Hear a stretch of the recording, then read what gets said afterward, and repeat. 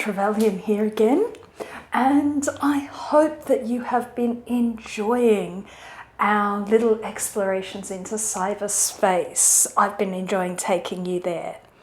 But before we move on to the next part of our series, which entails looking at how we then utilize our well dug out research, I wanted to talk a little bit about one of the kinds of books or manuscripts that this research can end up in. Now, we will have a look later on at non-fiction manuscripts, but this week I'd like to look at and talk a little bit about the genre of writing called historical fiction. Now, the reason why I am talking about this is because there are several misconceptions about historical fiction that I hear very, very often. And I'd like to clear them up before we move forward. And so that's what we're going to talk about today. So historical fiction, it is a very popular genre. It is a genre which it is very easy to get it wrong. Now, I see two really particular ways in which historical fiction is misinterpreted, misunderstood either by readers or by writers themselves. The first one I see is, I like to read historical fiction because it tells me about the time that it was written about. To which I would say, if you really want to learn about the time and understand the time that the novel is set, then a good basis for that would be to look at either novels written at the actual time, or go to regular history. Regular history will give you a much clearer understanding before you come to the novel. And it will mean that you are reading a novel in a different way, because a novel is not a mirror held up to the past. It is not a direct reflection of this. This is something that will be discussed by one of my colleagues when she discusses postmodern writing. But historical writing, as practitioners would understand it today, are not holding a mirror to the past. They are not saying this is what happened and you should take everything as fact, because it is within a writer's purview to take liberties with the facts. I recently just watched Peter Shaffer's wonderful, wonderful play Amadeus.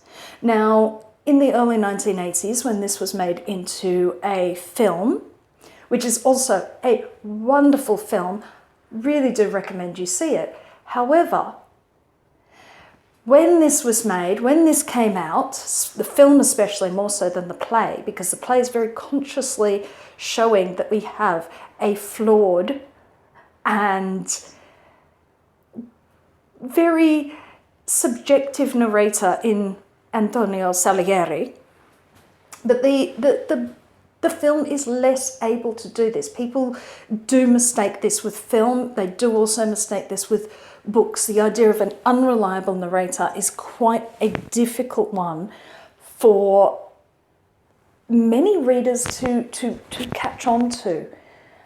And with Amadeus, this is what people assume, because this was their entry point to classical music and Mozart in particular. Mozart has gone from an immensely serious, considered composer in the minds of the people who understand him, who had a great sense of humour, no one denies that, had a great sense of humour, was very playful, was very young, basically. He was young. What do you expect of a young person? That you're going to have that. He died at 36. I mean, he never got old. He never got to that boring old fart stage that others do. But because he was young, he's depicted as very playful. And because Salieri hates him, he is depicted as an idiot with the voice of God. He hates and admires him. But many audiences came to Mozart and believed that this is an accurate representation of Mozart, the silly, playful, shit-talking idiot with the voice from God. Now, this is what can happen if you come to historical fiction with an uncritical eye. The whole Salieri and Mozart are really metaphors for talent, and just enough talent to realise you don't have the talent to do it, apart from to recognise it in other, and the frustration and the jealousy and the bitterness that can cause. So that's a very interesting way of looking at historical fiction. But it's not, you can't read that text and assume that is one-to-one to history. If you want to know about Mozart, what he was really like as a person, read his letters. They're mostly very sober, very serious, and he spent a lot of time with Haydn. So therefore, this is not a man who would have appreciated a giggling twit. So that can be one problem of reading historical fiction or writing historical fiction and reading it too literally, reading it as gospel truth. Now, the second problem that I have come across in my adventures with writing and cyberspace and research is the alternative, which is, I know these things sort of happen, but I'm not going to really bother about finding out the actual historical things. I'm going to put things in places where they can't possibly exist. I'm not going to bother researching whether or not this area had been opened up by exploration. I'm not going to bother researching because I know this is all a mishmash of history, and therefore I know vaguely that these things happen because I remember them from my primary school days, and so I'll just shove them all in. And that kind of really lazy research, which admittedly, if you are not much of a historical reader at all, and if you are not familiar with the history of the time and the culture that you're looking at, then you may take that for fact, and you may just assume that the writer has done their due diligence and done the work. Now, personally, I find this irritating. I enjoy historical fiction. I do enjoy it because it is interesting to look at the world via the lens of a fictional writer and to imagine oneself into that. However,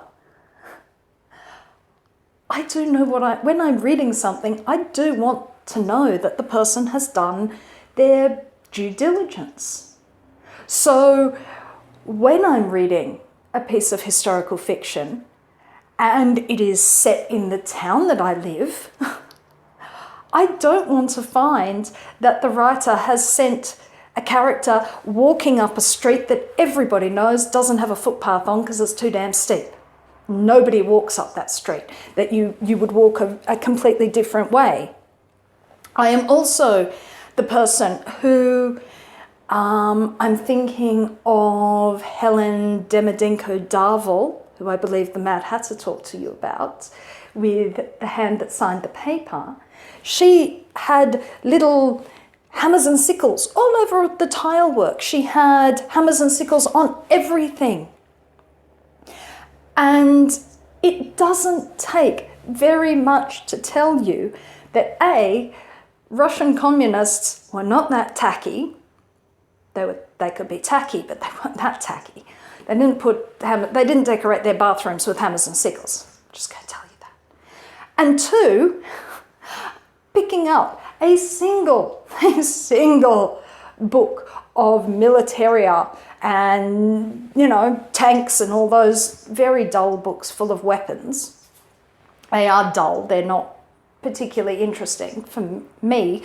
However, they are very useful if you would like to know, well, what does a Jeep from the 1942 in the US look like? What does, you know, what were the emblems on American naval personnel's uniforms? What were they on, you know, Soviet tanks?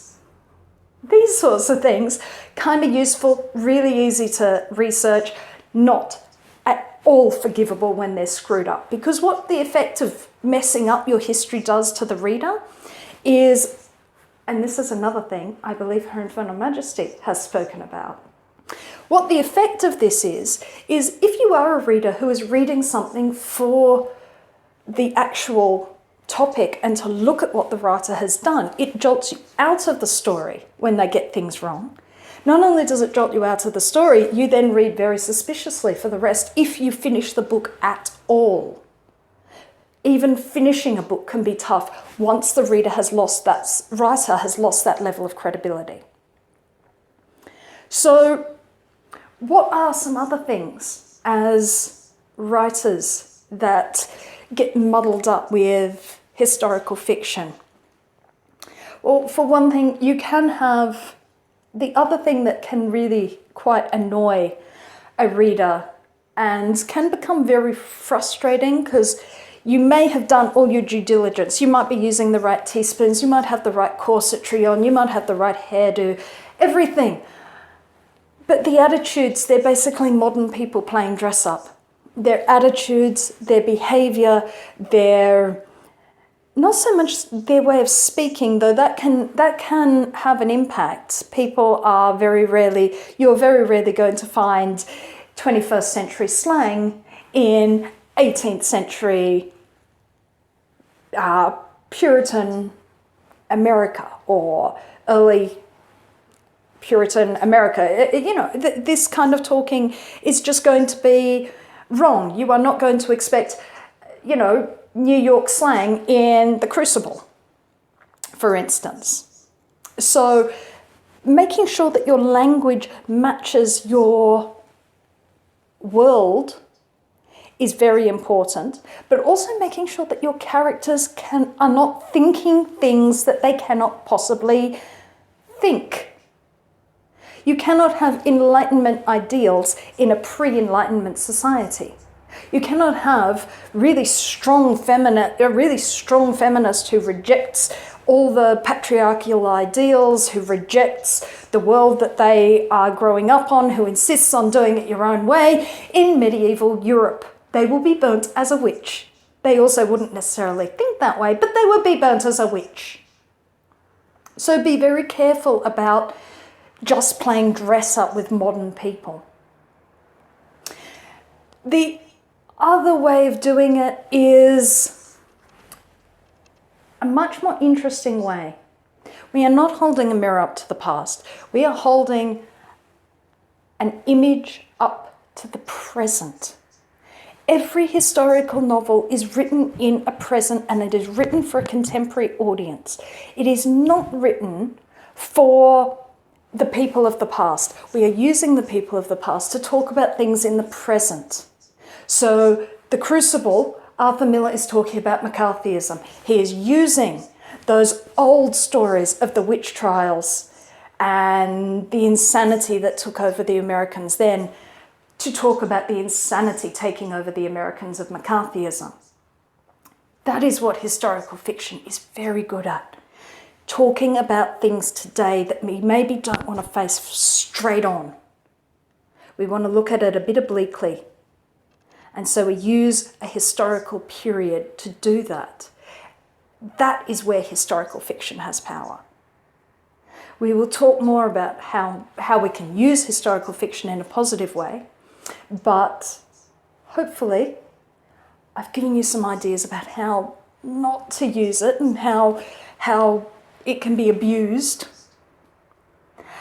And so until we meet again, when we talk about the uses of historical fiction, I'm Laura Trevelyan.